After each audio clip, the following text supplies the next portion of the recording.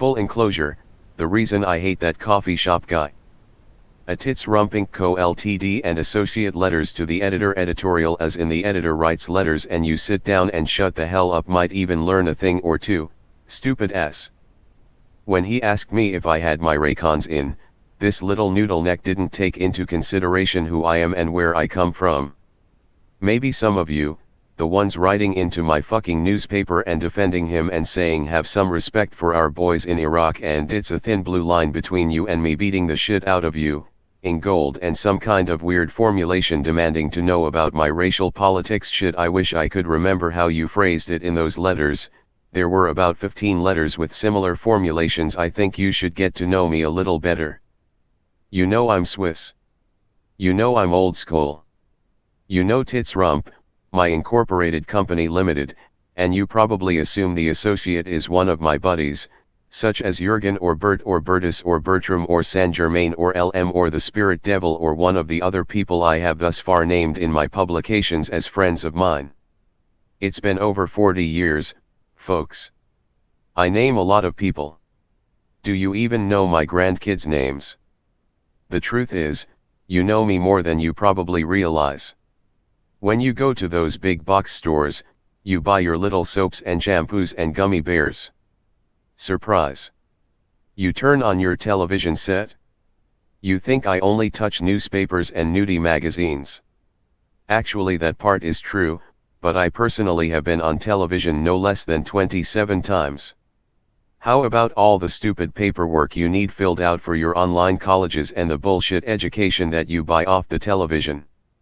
I told you I went to college, you know that about me.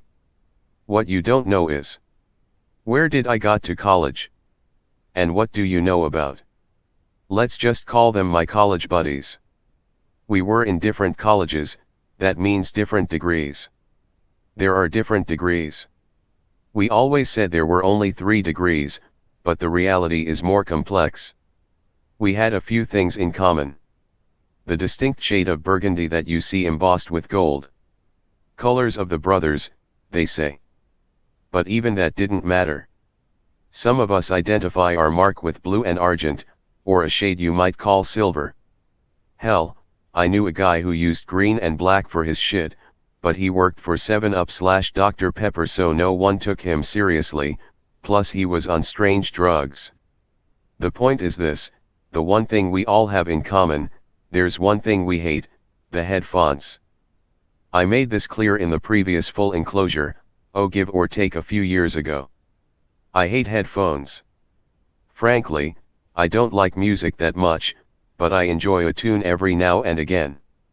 The thing about it is, it better only be on a stereo, a car stereo, or at a live performance.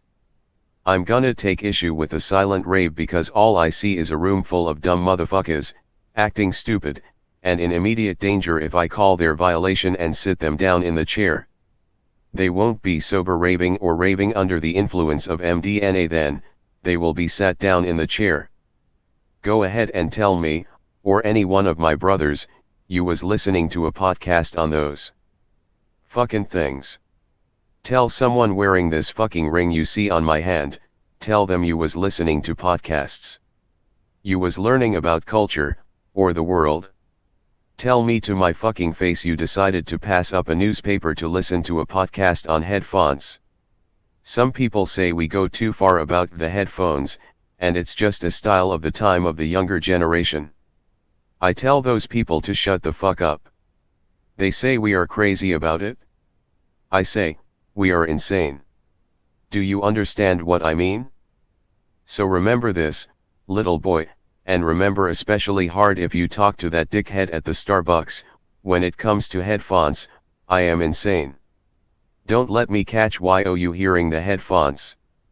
And tell Mr. Steroids I said to shut the hell up. Mr. IP Tuts, Tits Rump Publishing Inc. Co. Ltd.